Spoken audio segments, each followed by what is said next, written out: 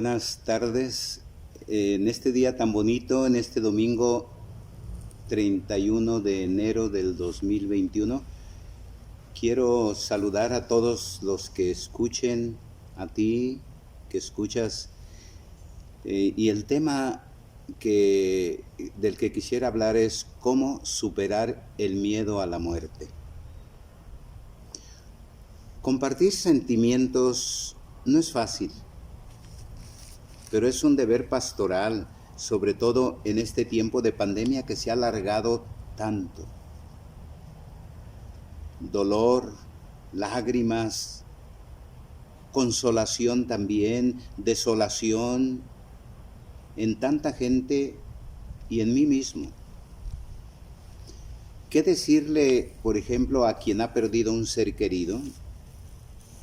¿Qué hacer ante el miedo a morir? Esta última pregunta me la están haciendo algunos y creo que se vale decir algo ante el misterio de la muerte. Aunque no sea escritor, ni poeta, ni filósofo, ni siquiera teólogo, pero así me lo han pedido y lo hago desde mi experiencia. Hablo desde mi fe, desde luego, de la fe en Jesucristo muerto y resucitado. ¿Qué sucede después de morir? ¿Cómo afrontar la muerte que se avecina? ¿Cómo superar el miedo a morir? Algunos podrán decir que lo que importa para un pastor es hacer el bien a tanta gente que lo necesita. Y estoy de acuerdo. Y dicen que para qué pensar en la muerte. Y en parte tienen razón. Pero no estoy del todo de acuerdo, ya que el ser humano tiene derecho de preguntarse por el más allá. En el símbolo de los apóstoles proclamamos: creo en la resurrección de los muertos y creo en la vida eterna. No basta pues hacer el bien, también es necesario contemplar lo que nos espera en el más allá para darle sentido al más acá. Comenzaré con dos experiencias personales. En el invierno del año 2006, regresaba yo de un pueblo lejano. Me equivoqué de camino y tomé otro rumbo. Oscurecía y la temperatura estaba como a 10 grados bajo cero. Llegué a un camino intransitable, 2 barrancos, uno a cada lado, como 6 metros de distancia del vehículo. La camioneta ya no daba ni para atrás ni para adelante. Resultado: miedo, confusión, noche interna, pánico. Estas palabras resumen aquel largo rato. Si me quedaba, moriría de frío, porque la camioneta no llevaba suficiente gasolina más que para llegar a casa. Para atrás, imposible. De repente, una luz interior, como una claridad, una luz en la mente. ¿Y qué? Desnudo nací, sin nada me voy. Además, ¿qué mejor que quedar en la misión? Resultado: serenidad, confianza, luz interior, una claridad y una paz en el corazón. En resumen, claridad, paz, extraña felicidad. 2 horas para dar la vuelta, pero ya tranquilo. Fue una experiencia fundante. Fundante porque sé la hora, sé el lugar, en qué momento tuve aquella paz, aquella extraña felicidad, algo inolvidable que marcó mi vida para siempre. Sigo cometiendo errores, pero aquello dejó su huella. Unas como manos maternas y paternas en mis hombros fueron toda una experiencia personal. Unos dirían que por tonto, otros que por despistado o imprudente. La historia no puede registrar lo que pasa en el corazón. Ahí en el corazón está la casa, el vientre de Dios Padre con entrañas de madre. Solo arriesgando la vida y dándola en medio de equivocaciones se encuentra la serenidad.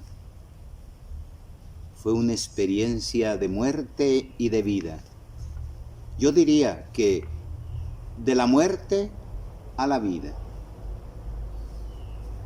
Otra experiencia, hace 3 años más o menos, yendo de viaje a una celebración religiosa, un dolor intenso e insoportable que duró alrededor de 3 horas.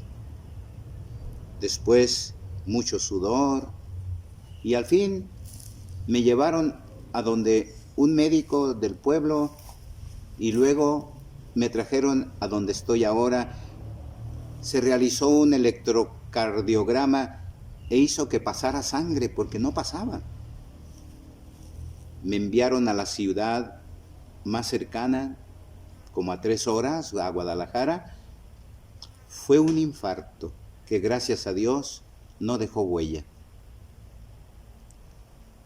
Conocí la cercanía de la muerte y de la vida. Vivo de milagro. En ninguno de los 2 casos, que ha habido otros más, como tú los tendrás y los habrás tenido seguramente, no estaba yo preparado para partir de este mundo. Desde este tiempo he trabajado con la gracia para prepararme para ese momento que ciertamente llegará. Pero también en esos momentos que se me hicieron casi eternos, me vino la paz inmerecida. La mano de Dios me sacó adelante. Y aquí estoy hablándote. En estos días, pensando en esto y en las preguntas que hice al principio, porque así me las hicieron, compuse unos versos. Espero que puedan servirte para que tú compongas los tuyos. El primer verso dice así: el Señor se acerca más. Junto a mí siento sus pasos. Sus olores son muy claros y hay aroma a eternidad. Repito el verso: el Señor se acerca más. Junto a mí siento sus pasos. Sus olores son muy claros y hay aroma a eternidad. El miedo a morir. ¿Quién no ha experimentado el miedo existencial y desagradable a la muerte? Temor y miedo, bíblicamente, son distintos. El temor es como un sentimiento reverencial ante Dios o ante un acontecimiento inexplicable como el que estamos viviendo. El miedo, en cambio, es un instinto que puede convertirse en angustia. Una verdadera forma de esclavitud que paraliza la mente y el corazón. El miedo no puede vencerse con las propias fuerzas, ni siquiera con la ayuda de la ciencia. Solo se derrota con la fe en el Padre Dios. Pues ese miedo paralizante a la muerte en estos tiempos de pandemia ha brotado en mí como ha brotado en muchas otras personas, pero va siendo vencido con la gracia. Es bonito el verso decir, el Señor se acerca más, junto a mí siento sus pasos, sus olores son muy claros y hay aroma a eternidad, son los olores de la eternidad.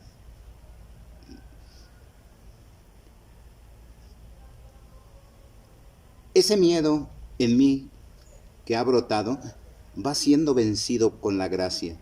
La muerte se acerca. Sus pasos son claros. Enfermedad, achaques, cansancio, pérdida de la fama, desmoronamiento del personaje. El corazón se agarra para tener seguridad. Enseñanza. Tener salud es bueno, pero no podemos absolutizarla. Tener el aprecio de los demás es hermoso, pero ¿cómo nos cuesta aceptar el menosprecio? Los bienes materiales no son malos, pero ¿cómo nos cuesta soltarlos y compartirlos? Tener miedo a dejar este mundo es natural, pero ¿cómo nos bloquea y esclaviza? ¿Cuánta necesidad tenemos de no eliminar el miedo, pero sí de enfrentarlo y de superarlo? En este tiempo, casi un año, he aprendido, lo digo con humildad, a mirar y amar más a Jesús. El segundo verso dice así, quiero ir donde tú vas, pues por mí te has humanado, y en la cruz me has perdonado, voy contigo sin dudar. Lo repito, quiero ir donde tú vas, pues por mí te has humanado, y en la cruz me has perdonado, voy contigo sin dudar. Jesús supera la muerte. Me consuela saber que Jesús también tuvo miedo a la muerte. Y no solo miedo, sino también tristeza y terror. Pero Él me invita a superar ese miedo. Voy a citar algunos textos por si quieres tú solito por ahí meditarlos. Marcos 14, 33, 34. Hebreos 5, 7. Lucas 22, 43, Juan 12, 28. No habría tiempo para explicar cada bellísimo texto. Jesús es tan humano como yo y como tú. Él fue consolado gracias a su oración. Lo de Él no fue un espectáculo, sino una realidad. Nuestro hermano Jesús, haciendo mis pecados suyos, haciendo los suyos, supo de la angustia y también del consuelo del Padre. Él vive dentro nuestro, Él acontece dentro. Es mi hermano que cargó toda mi existencia y Él nos da el consuelo que experimentó Él mismo. El Padre a Él lo consuela, lo conforta, lo mismo a nosotros, y lo escucha. Juan 12, 28, Hebreos 5, 7. En este tiempo de pandemia, mientras me preparo para ese nuevo nacimiento, yo así le llamo a la muerte. ¿Por qué llamarle muerte? Es un nuevo nacimiento. Entonces miro a Jesús y miro a sus santos. En estos días he tratado de charlar más con Jesús y con algunos de sus santos. Por ejemplo, con San Pablo, que se complace de sus flaquezas, de los insultos, de las persecuciones y de las debilidades. Segunda Corintios 12:10. Pablo no necesita somníferos para olvidar. sino que afronta la enfermedad, los ultrajes, las calumnias. Él vivía con Cristo dentro. En estos días y meses de angustia, teniendo a mi lado a aquel santo obispo Ignacio de Antioquía, he podido escuchar lo que él decía: ven al Padre, esa voz que él mismo sentía dentro. Sabemos que este santo obispo fue mártir y lo llevaban precisamente al Coliseo ante los leones. Y sintiendo la felicidad de la cercanía del momento y de la hora, también he podido entender lo que decía San Francisco de Asís: anhelar llegar a la casa de Dios. ¿Cuánto dura esto? Es un camino, lo repito, que no se alcanza con las fuerzas humanas. Requiere mucha oración para no perder la fe y la esperanza. El mal espíritu se vale del miedo para tentarnos. Se monta sobre las heridas del pasado, exagerándolas. Agarra lo mío y lo vuelve negativo e insoportable. El mal espíritu genera desánimo, oscuridad, tibieza y muerte. En cambio, el buen espíritu sana las heridas del pasado, da confianza, genera esperanza, pacifica, aquieta, invariablemente consuela. Es cierto, estaba muerto por la culpa y el pecado, pero me garantiza que me hará sentar con él en los cielos. Efesios 2, 1. También del 5 al 6 versículos. El pensamiento del cielo me va haciendo superar el miedo a morir. María, la Virgen María, me atrae, y los santos también, y han estado conmigo en este tiempo de pandemia. Cristo no se espanta de mi miseria,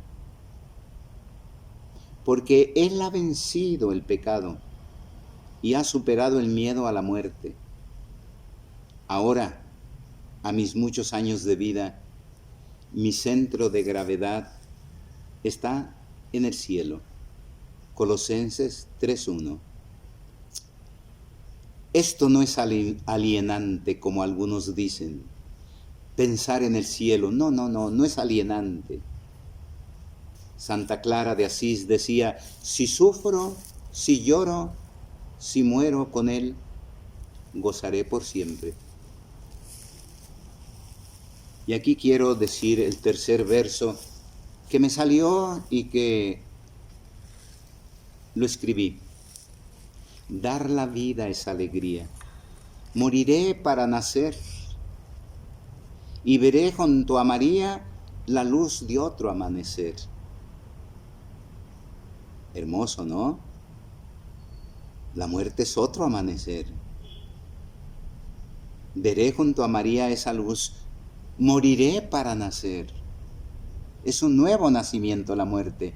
Y dar la vida es alegría. Es un volver a casa. La muerte se avecina, decíamos, y hay que afrontarla. Mirarla de frente a frente pareciera fuera de lugar en esta época en que vivimos, pero no es así. Es algo muy serio, ciertamente. Cuando me siento solo, cuando tengo razones para estar descontento conmigo mismo, cuando me llega la depresión, etc., entonces brota de lo profundo la nostalgia de Dios, el anhelo de alguien que me acoja con amor incondicional. Mi Padre Dios tiene rasgos de padre y madre. Él es mi casa, mi hogar, mi seguridad. Esto fue lo que experimentó el hijo pródigo. Su miseria le permitió mirar cara a cara el camino de muerte que lo llevó a tocar fondo. Pero se levantó y caminó hasta sentirse amado sin condiciones y sentirse perdonado por Dios, ese Dios que nos perdona a través también de los demás, de la caricia de un amigo, de un te quiero, o de una amiga, de una persona que nos quiere. Esos brazos del Padre me quitan la vergüenza y la culpa. Esta aspiración y suspiro interior que me hacen volver no es fantasía, sino es realidad. Nunca es tarde.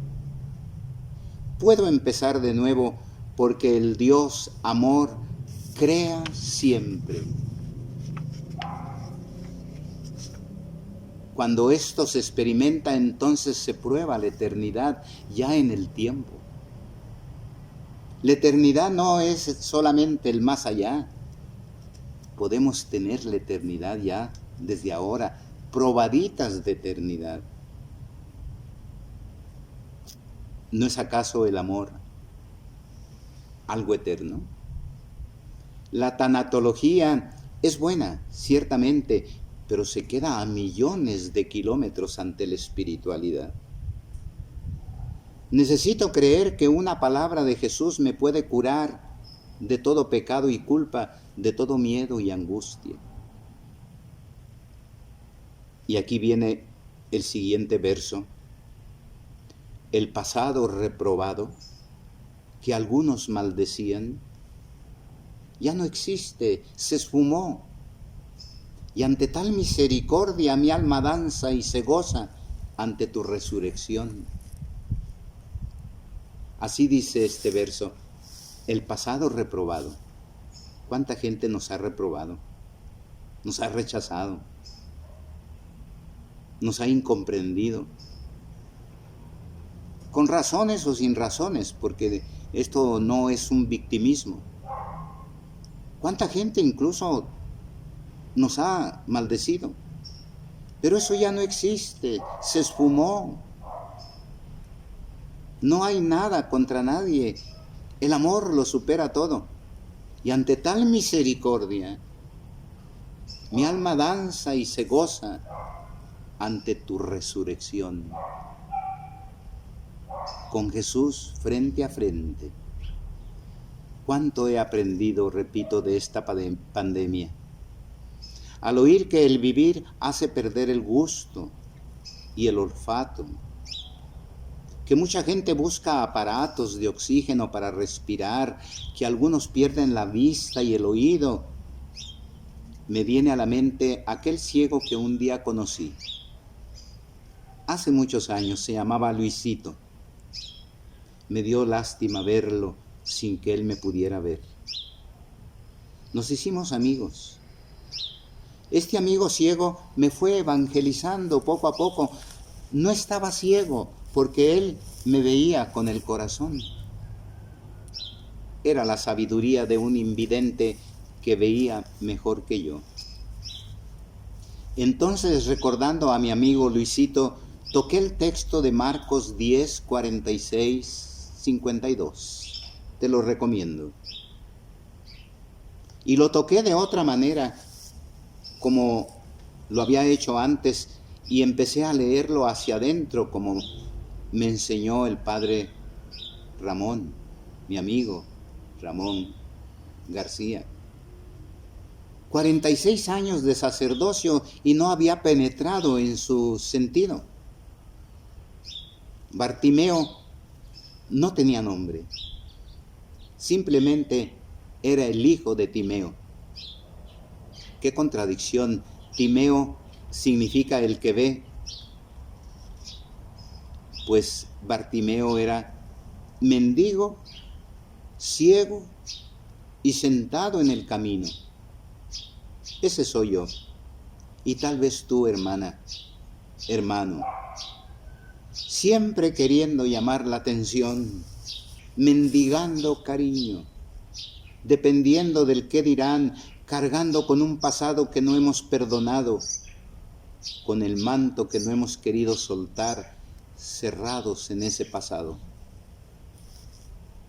Así ha sido en muchos momentos mi vida.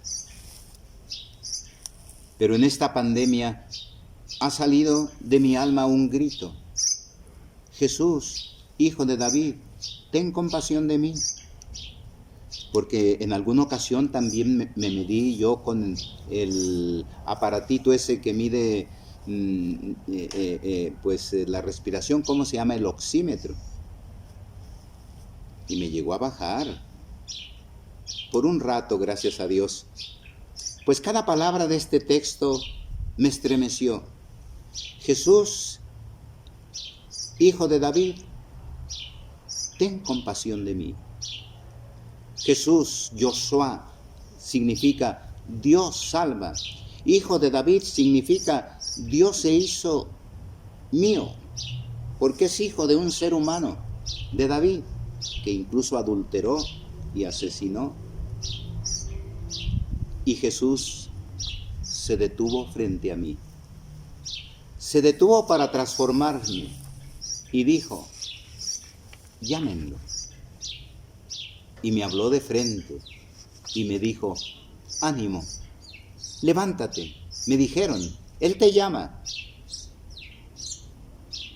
Desde su alma me resucita, porque son términos de resurrección. Ánimo, levántate, Él te llama, te llama.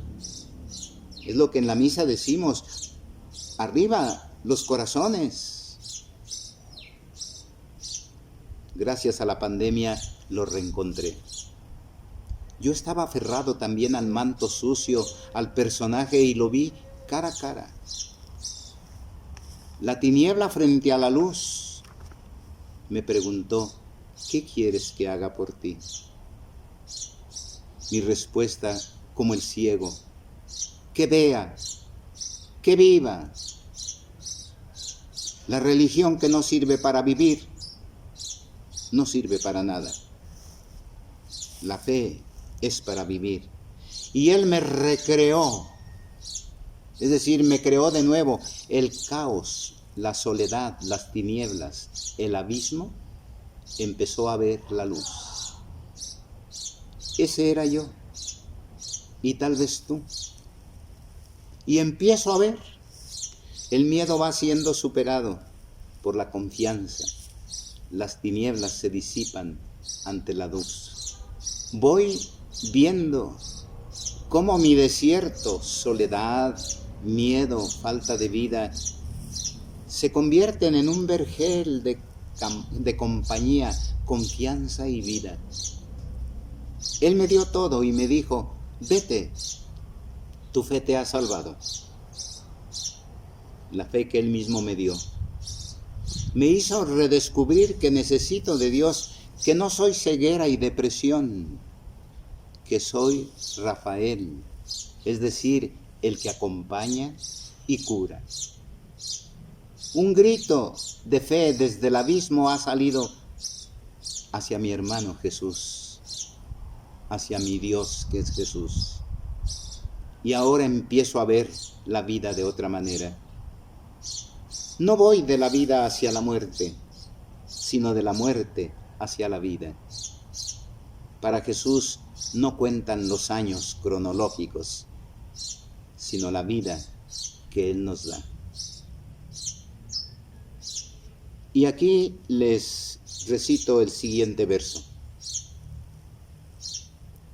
Me llamaste, ven conmigo, sacerdote me elegiste. Aún recuerdo, tú dijiste: ya no siervo, sino amigo.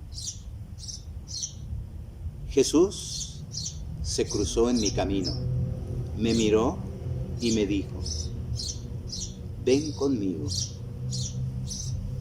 Estas solas 2 palabras explican mi vida. La primera vez fue cuando apenas tenía 6 años, la segunda a los 12. Yo sé que ahora se aprecian poco las llamadas vocaciones infantiles, pero en esa edad sentí yo el primer impulso. Yo sabía más por intuición que por reflexión que aquellas palabras eran las mismísimas de Jesús que pasaba por mi vida y afirmaba en el tiempo lo que Dios ya había determinado amorosamente desde antes de todos los siglos. ¿Por qué? Porque cada uno de nosotros, tú, yo, somos resultado de un pensamiento lleno de amor eterno de Dios. Por eso la predestinación se da en la eternidad y la vocación se da en el tiempo. Ahora, a mi edad avanzada, puedo decir con toda seguridad que nunca me he arrepentido de haberle dicho sí a Dios. Me sedujiste, Señor, y me dejé seducir por ti. Son las palabras del profeta Jeremías 20, 7, 9. Sígueme, profundo contenido y nunca agotado. La vocación es una experiencia de la palabra que crea a un hombre nuevo. Es la voz que me invita a salir siempre de mí mismo. Sígueme. No estoy siguiendo una doctrina, no, estoy siguiendo a una persona. Sígueme. Qué hermosa aventura. Siempre en éxodo, que supone un desenraizarse de un lado para enraizarse en otro. El sígueme es un revolcón que requiere respuesta y que incide en la conversión. No es idea ni doctrina, sino una persona que se cruza, que cambia la vida, y ahí empieza la aventura. A mis más de 46 años de sacerdote, ires y venires, apegos y desprendimientos, calma y tormentas, de todo. Hoy mismo quiero decirle, y espero poder decirlo hasta el último suspiro, te seguiré. Él es mi Dios, mi amigo, mi confidente, mi todo. Sacerdote para servirle a Él en su pueblo. Él no se cansa de perdonarme y de crearme de nuevo. Ahora aquellas palabras repetidas, llamadas y respuestas, las experimento con más intensidad. Estoy gozando más que el día de mi ordenación. Estoy gozando, y al recordar mi infancia, mi juventud, porque la vida es eso, un amanecer, un subir el sol, un mediodía, un medio atardecer, el atardecer de la vida. Todo es bonito, el amanecer y el atardecer. De todo, pues. Sacerdote para servirle a Él. Y entonces viene el siguiente verso que dice así: venga pues de ti, Señor, y en mí tenga cumplimiento ese paso y gran momento para ver tu resplandor. ¿Qué más dicha puedo ver que ser nuevo como ahora? ¿Quién dijera, siendo viejo, estoy próximo a nacer? Y es que la vida es como una travesía hacia la otra orilla. A tantos años ya de ministerio, cada vez comprendo más que la vida es una travesía. Y de mí depende quedarme en el camino o llegar hasta la otra orilla del lago, como dijo Jesús, vamos a la otra orilla del lago. Me inspiro ahora en el texto de Marcos 35, 41, pero sobre todo en Lucas 14, 22, 33. Me encantan los dos textos. En Lucas hay dos palabras muy fuertes cuando le gritaban ahí en la tempestad, en la barca, los discípulos, cuando se inundó la barca en medio de aquella tempestad. ¿qué no te importamos? Y Jesús responde con una palabra, una frase muy fuerte, ¿qué aún no tienen fe? Allá cuando los llamé en el lago también de Tiberíades, me dieron todo. Y ahora no tienen fe, no tienen confianza en mí. Pero vamos un poquito al texto de Lucas 14, 22, 33. Mis amigos, mis hermanos, de cualquier condición, cultura, religión, vivimos en una situación inédita, en una prueba colectiva y sistémica. Un virus invisible nos ha cambiado todo, porque ha hecho evidente otras crisis que no queríamos ver.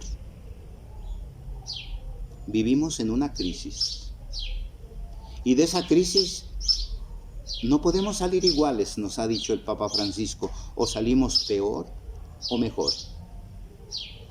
El término crisis es una situación incierta, peligrosa, que remueve y perturba la estructura vital de un organismo o de una institución y preanuncia transformaciones radicales. Crisis sanitaria, crisis económica, incluso crisis política, crisis eclesial, crisis pastoral, crisis existencial. Por ejemplo, la crisis pastoral, ¿cuántos pastores que han huido o se han ido de vacaciones en lugar de estar ahí con su pueblo? Es una crisis existencial. En tal situación objetiva importa mucho el estado de ánimo. No es la crisis en sí, sino cómo miramos esa crisis. Los textos mencionados ayudan a ver la crisis y afrontarla, porque la muerte también es una crisis. Por eso es importante para nuestro tema ver la muerte a la luz de la fe. Pero la crisis es purificación y ruptura. Digámoslo de lleno, toda nuestra vida está marcada por crisis de toda clase. Cuando nuestra madre nos dio a luz, pues fue una crisis, hermosísimo. Vinimos a la luz, pero fue una crisis dolorosa. Tuvimos que salir del seno materno para ver este mundo con sus colores tan bonito. También tuvimos que salir del seno materno para nacer a otro modo de vivir. Y cuando entramos a la escuela tuvimos que salir de la familia para conocer nuevos amigos. Nos costó, pero empezamos a conocer más personas. Cuando nos cambian de trabajo, o que se cambia, por ejemplo, a un sacerdote de parroquia, también es una crisis. Es un dejar para entrar en otro trabajo o en otro lugar. Cuando entramos a la juventud o a la ancianidad, salimos de una edad para entrar a otro modo de vida. En resumen, vivir es hermoso, pero ese vivir es una continua crisis de renuncia y de nueva manera de vivir. Pero hay que decirlo, Jesús no es el que provoca la crisis. No, esta crisis no puede venir de Jesús, ni tampoco del demonio, como algunos dicen. La vida es una crisis. Dios nunca nos pone en crisis, pero sí nos empuja a afrontarla. Jesús nos obliga a romper y a empezar de nuevo. De alguna manera ya vamos experimentando lo que es la muerte y la vida. Pero vayamos al texto. Mateo nos dice que Jesús se va a orar al monte, mientras los discípulos iban en la barca, y de pronto una nubecilla, luego nubarrones negros, y enseguida la tempestad que zarandeaba la barca. Enseñanza.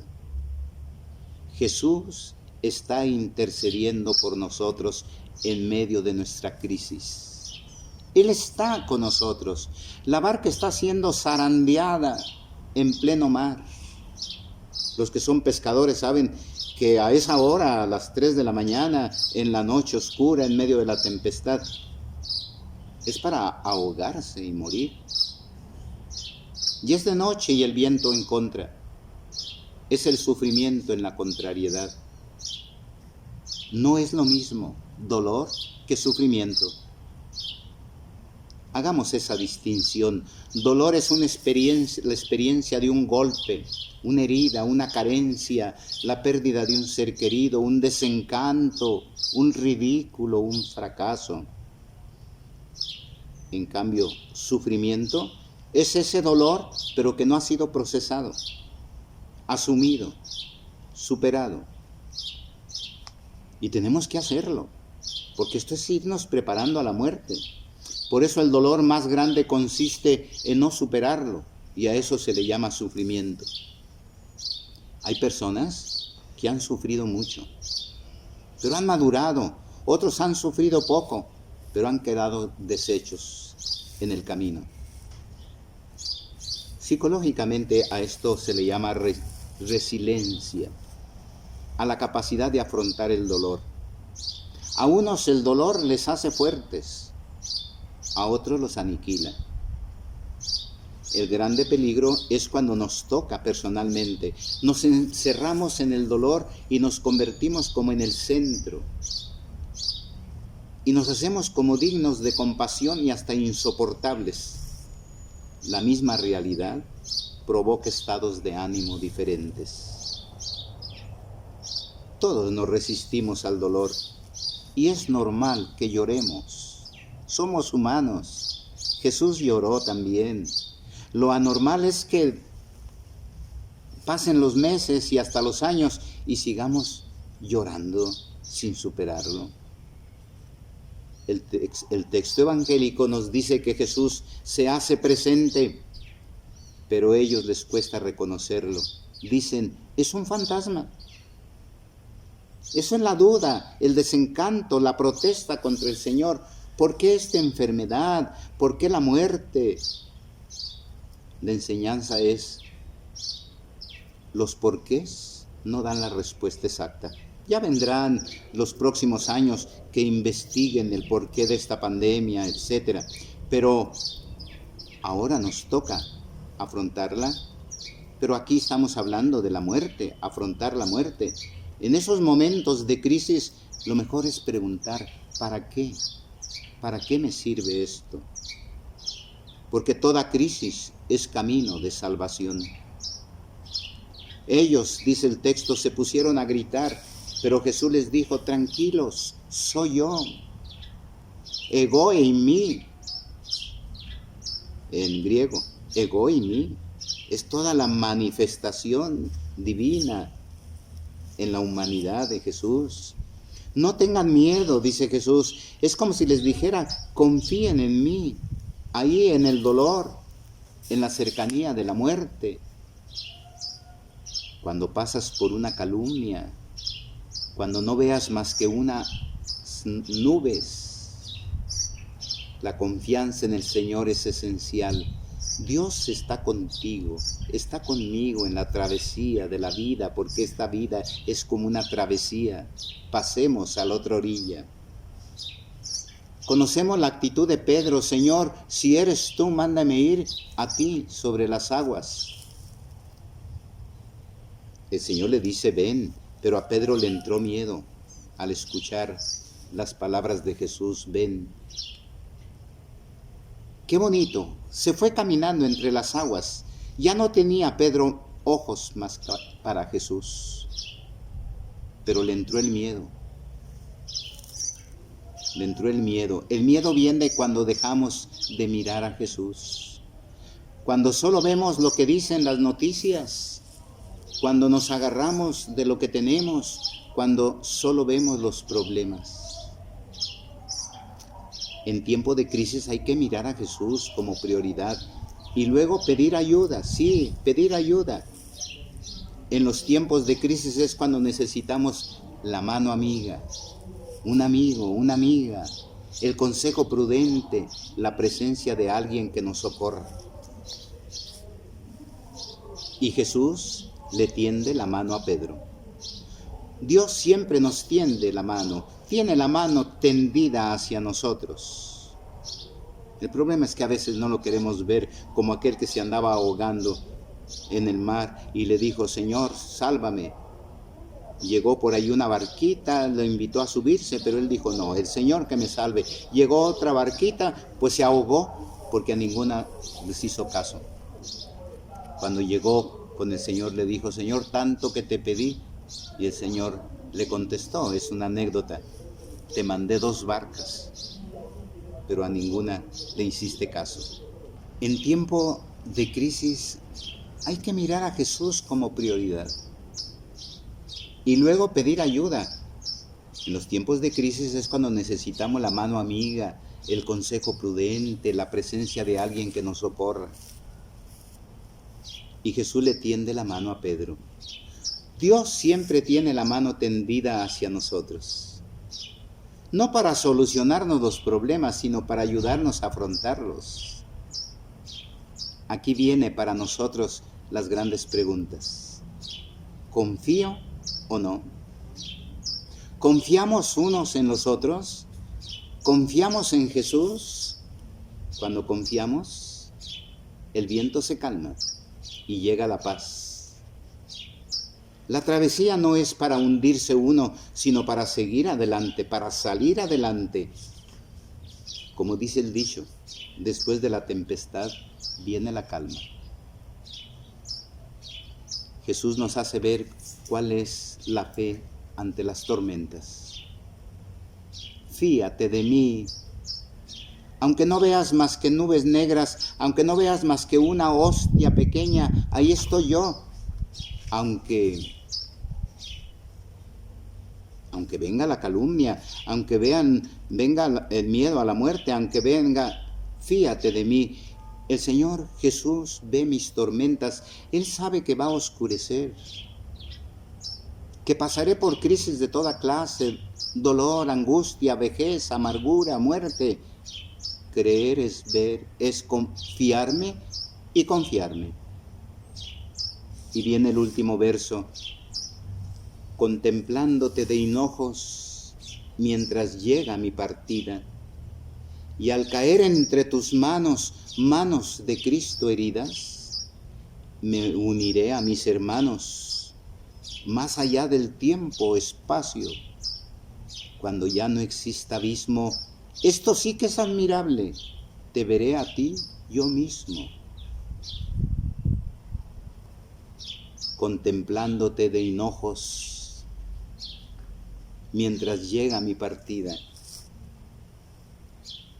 Y al caer entre tus manos, eso es la muerte, es caer en las manos amorosas de nuestro Padre Dios, manos de amor, manos de misericordia, manos de Cristo, heridas. Entonces me uniré a mis hermanos, porque el amor no muere, permanece eternamente, más allá del tiempo-espacio. Cuando ya no exista abismo, eso sí que es admirable. Te veré a ti, yo mismo, porque el cielo no es un lugar, es Cristo mismo. Por eso decimos en el credo: creo en la resurrección de los muertos y de la vida del mundo futuro. Buscando en el Nuevo Testamento algún texto más que hable de los ancianos, me encontré con Lucas 2, 22, 37, que no voy a explicar aquí. Pero ahí están en la escena Simón y Ana, 2 ancianos, que se encuentran con un niño pequeño cuando José y María lo llevan al templo en la purificación. Un anciano que termina su vida y una vida que inicia, un pequeñito, Jesús, y un anciano. El recién nacido le renueva la vida a estos 2 ancianos, a Simeón y a Ana. De Simeón se dice que era justo, piadoso y movido por el Espíritu y destinatario de una revelación. Lo que me ha impresionado de la escena es la acción de María. Cómo le tiene confianza y le entrega al hijo pequeñito recién nacido en los brazos de Simeón. Y Simeón lo recibe y lo abraza. Y Dios abraza a Simeón, abraza con Z y abraza con S. Porque cuando Dios nos abraza, sentimos sus brazos. Y con S sentimos su brasa, su calor. El anciano Simeón está en la espera de la muerte.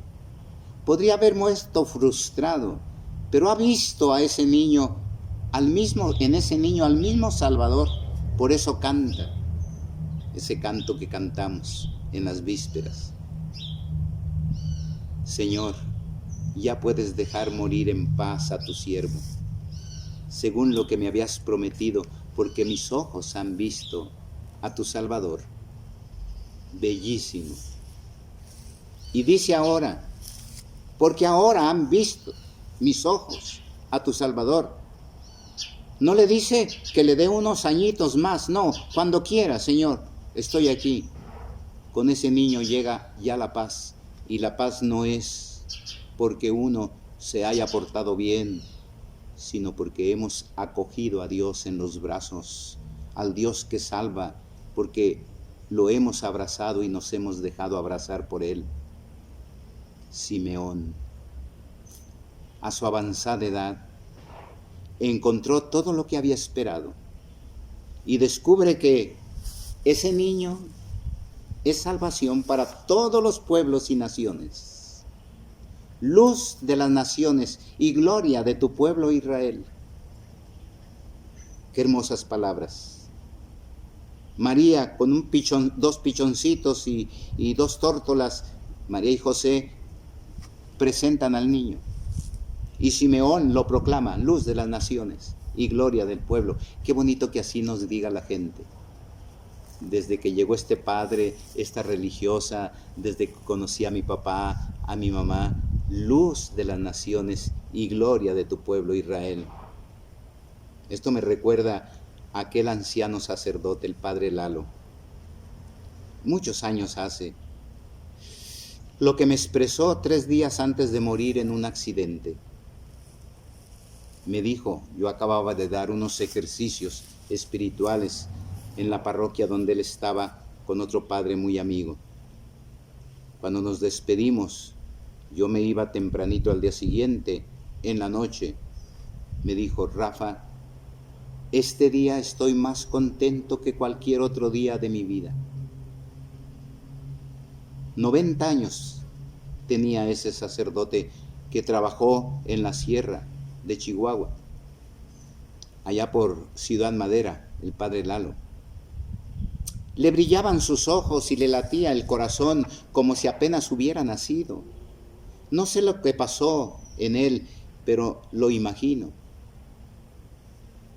A los 3 días de que nos despedimos fue atropellado y se fue a las manos de Dios, es decir, al cielo.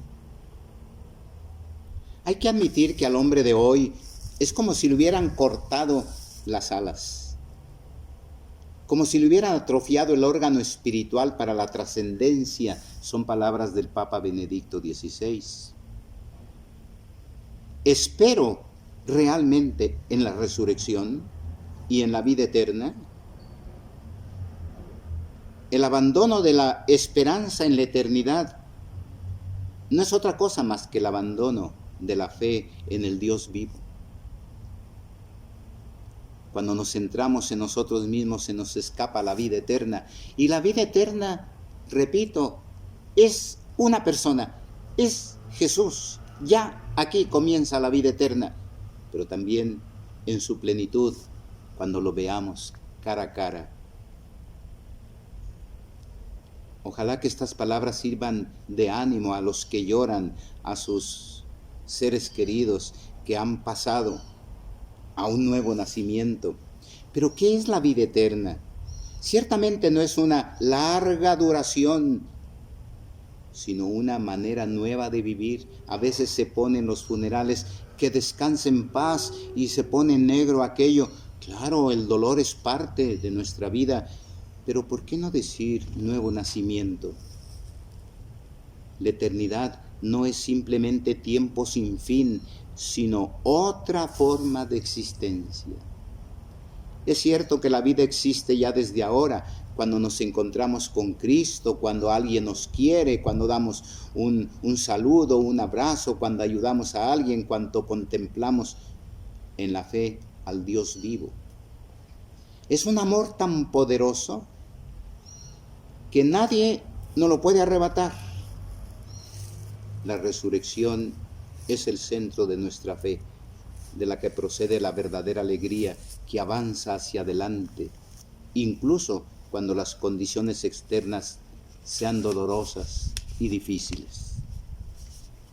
Y ahora concluyo agradeciéndoles su atención y todo este rato. Concluyo pidiendo con ustedes al Señor gozo interno, que era lo que San Ignacio pedía, el fundador de los jesuitas, a quienes tanto estimo y de quienes tanto he aprendido, San Ignacio de Loyola. Gozo interno, ese gozo que nos llena de alegría, ese gozo de saber no solamente que Dios está con nosotros, sino que está dentro de nosotros. Por eso en los ejercicios se termina con la última contemplación, ver a Dios en la vida. Y ya se habla poco de Dios porque se va viendo ya a Dios desde dentro, que transforma la vida entera y aleja por completo el miedo. La resurrección de Cristo y la esperanza segura de nuestra resurrección significa confianza nueva, firme, constante. La vida es más fuerte que la muerte, el amor más fuerte que el odio y la división. Todo porque Cristo ha vencido para siempre a la muerte y la vence en nosotros. Ya no podemos vivir abatidos, desesperados, aplastados y sin saber a dónde ni a quién volverse. Cuando dejamos que Jesús aparezca en nuestras vidas, todo cambia. Cuando Él aparece, todos nos sentimos perdonados, porque el resucitado no vino a reprendernos, vino a perdonarnos, a unirnos, a transformarnos y a enviarnos a la misión. Nos sentimos reconciliados y abrazados, reconciliados con nosotros mismos, con Dios y con los demás. Hay que pedirle esperanza. Todo es posible con la fuerza del resucitado dentro de nosotros mismos. Cuando Él está, nuestro corazón arde como con los discípulos de Maús y desaparece toda duda. La Pascua no es olvido de la cruz. Marcos resume todo su evangelio con estas palabras: el crucificado ha resucitado. ¿Por qué buscan entre los muertos al que está vivo? Vayan a Galilea, es decir, a la vida, y ahí lo encontrarán. Ya no hay motivos para el pesimismo, o el fatalismo, o el desánimo, pues el triunfo de Jesús es anticipación del cielo. Por eso pedimos gozo interno.